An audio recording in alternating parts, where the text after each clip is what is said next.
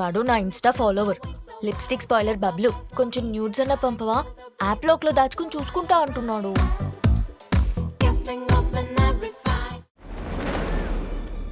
ఎట్లయినా ఇలా నొప్పించి సినిమాలలో హీరోయిన్ కావాలి. నాయనా, నన్ను నలుగురు మెచ్చుకుంటే నీకు ఆనందమేనా? 10 మంది నా బిడ్డను మెచ్చుకుంటే నాకు ఎందుకు ఆనందం కాదమ్మా. మరి నన్ను అందరూ మెచ్చుకునే పని చేస్తాను, ఒప్పుకుంటావా? ఎందుకు ఒప్పుకోను బిడ్డ? నేను ఒప్పుకోనా? ఆంజిగాడు ఒప్పుకోడా? నీకు నచ్చింది. ఏం కనకరం చేద్దాం అనుకుంటున్నావు అమ్మా? ఇదే కరెక్ట్ టైం, ఇప్పుడే చెప్తా. హే, నేను సినిమాలో హీరోయిన్ అయితే నాకు సినిమాలో ఛాన్స్ వచ్చింది. తలకాయ గిట్ట ఖరాబైందా అనే పెట్టిన కొబ్బరి సరిపోతలేదు అని ఎత్తుకి. వద్దు బిడ్డ, అసమంటే ఆలోచన చేయకు. లే, నేను హీరోయిన్ అయితా. పిచ్చిగా పట్టిందా అని నీకు? రికార్డింగ్ డాన్సులు చేద్దాం అనుకుంటున్నావా? మీరేం చేసినా నేను హీరోయిన్ అయితా, లేకపోతే సస్తావా? ఏంటి సచ్చది? ఏం మాట్లాడుతున్నావే? మధ్యాహ్నం పోయిందా? అంతా మీ ఇష్టమేనా? నా ఇష్టం లేదా? నీ ఇష్టం. ఏంటి ఇష్టం? నోరు మూసుకు చదువుకో, లేదంటే నీ బొంద పెడతా. నేను చదువుకోను, హీరోయిన్ అయితా. ఏం మాట్లాడుతున్నావే? ఇక దయ్యం పట్టిందా? పిచ్చి గిట్ల పట్టిందా? నేను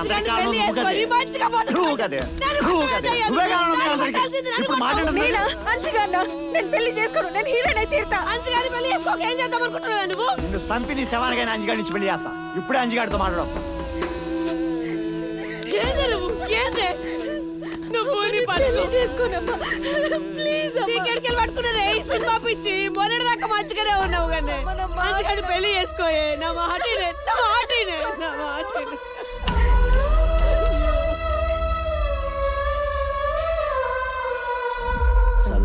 బిడ్డ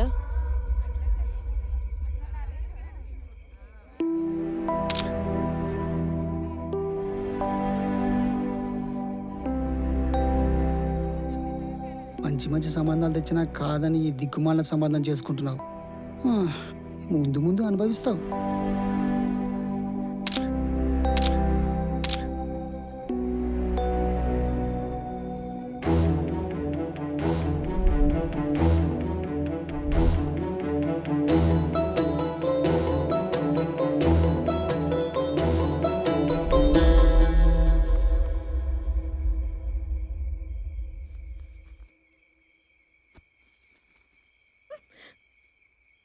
ఈరోజు నువ్వు మా ఇంటి బిడ్డవి, తెల్లారితే ఆ ఇంటి బిడ్డవి. ఈ ఇంట్లో ఉన్నట్టు ఆ ఇంట్లో ఉండలేవు. మా మీద కోపంతో అక్కడ ఎలాంటి పిచ్చాలోచనలు చేసి నీ జీవితం పాడు చేసుకోకు. గుర్తుపెట్టుకోవే, ఇంకో 4 గంటల్లో నీ పెళ్ళి.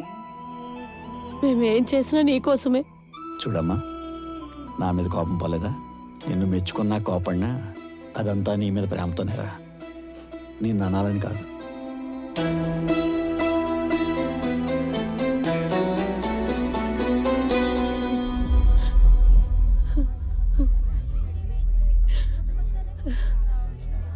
అమ్మా సునీత, నా కూతురు ఎక్కడికి వెళ్ళిందో ఒక్కసారి చెప్పు తల్లి. నీకు తెలిస్తే తన్నేమనమని చెప్పు. ఇంటికి రమ్మని తల్లి. ఉంటాండి, నాకేం తెలియదా అండి? చిన్నప్పటి నుండి ఆడుకుంటూ తిరిగిన వాళ్ళు మీరు. నీకు తెలియకుండా అది ఎక్కడికి పోదు. చెప్పు తల్లి, నీకు తెలిస్తే.